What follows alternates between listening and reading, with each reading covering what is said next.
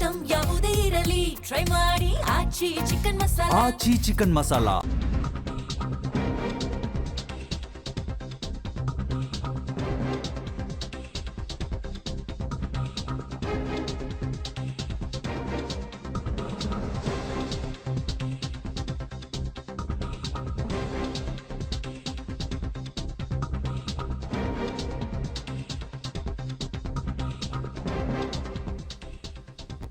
ಇವತ್ತು ಬೆಳ್ಳಂಬೆಳಗ್ಗೆ ಬೈಕಂಪಾಡಿಯಲ್ಲಿ ನಡೆದಿರುವಂತಹ ದರೋಡೆ ಪ್ರಕರಣ ಮಂಗಳೂರಿನಲ್ಲಿ ಸಿನಿಮೀಯ ರೀತಿಯಲ್ಲಿ ದರೋಡೆ ಆಗಿರೋದರ ಡೀಟೇಲ್ಸ್ ಲಭ್ಯ ಆಗ್ತಾ ಇದೆ. ಕೇರಳದ ಚಿನ್ನದ ವ್ಯಾಪಾರಿಯನ್ನ ತಡೆದು ಆತನ ಕಾರನ್ನು ನಿಲ್ಲಿಸಿ ಆತನನ್ನು ಭಯಗೊಳಿಸಿ ಆತನ ಬಳಿ ಇದ್ದಂತಹ ಚಿನ್ನ ಮತ್ತು ಕಾರ್ ಎರಡನ್ನ ಕೂಡ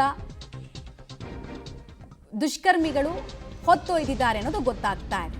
ಕಾರಿನ ಸಮೇತ ಎಸ್ಕೇಪ್ ಆಗಿದ್ದಾರೆ. ಚಿನ್ನವನ್ನು ಸುಲಿಗೆ ಮಾಡಿದ್ದಾರೆ ಅನ್ನೋದರ ಮಾಹಿತಿ ಕೂಡ ಸದ್ಯಕ್ಕೆ ಲಭ್ಯ ಆಗ್ತಾ ಇದೆ. 20 ಲಕ್ಷ ಮೌಲ್ಯದ ಚಿನ್ನಾಭರಣವನ್ನ ವ್ಯಾಪಾರಿಯಿಂದ ದರೋಡೆ ಮಾಡಿದ್ದಾರೆ ಅನ್ನೋದು ಗೊತ್ತಾಗ್ತಾ ಇದೆ. ಸೊ ಅಲ್ಲಿಗೆ ಪರಿಚಿತರೇ ಈ ಕೃತ್ಯವನ್ನ ಎಸಗಿರೋ ಮಾಹಿತಿ ಕೂಡ ಇದೆ.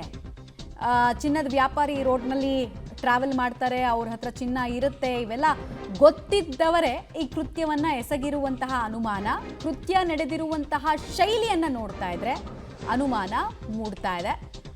ಪ್ರಕರಣದ ತನಿಖೆ ಹೇಗಾಗುತ್ತೆ ಅನ್ನೋದು ನೋಡಬೇಕು. ಮಂಗಳೂರಿನಲ್ಲಿ ನಾವು ನೋಡಿದ್ವಿ, ಸ್ವಲ್ಪ ತಿಂಗಳ ಹಿಂದಷ್ಟೇ ಒಂದು ಬ್ಯಾಂಕ್ ದರೋಡೆ ಆದಂತಹ ಬೆನ್ನಲ್ಲೇ ಈ ಥರದ್ದು ಮತ್ತೆ ಮತ್ತೆ ಕೃತ್ಯಗಳು ಆಗ್ತಾ ಇರೋದ್ರಿಂದ ಕಾನೂನು ಸುವ್ಯವಸ್ಥೆ ಅನ್ನೋದು ಎಷ್ಟರ ಮಟ್ಟಿಗಿದೆ. ಹಾಡಹಗಲೇ ಸುಲಿಗೆ ಆಗುತ್ತೆ, ಬೆಳ್ಳಂಬೆಳಗ್ಗೆ ಸುಲಿಗೆ ಆಗುತ್ತೆ ಅಂದರೆ ಏನು ಹೇಳಬೇಕು. 2 ಇನೋವಾ ಮತ್ತು 1 ಸ್ವಿಫ್ಟ್ ಕಾರ್ನಲ್ಲಿ ಒಂದು ಟೀಮ್ ಮಾಡ್ಕೊಂಡು ಬಂದಿದ್ರಂತೆ.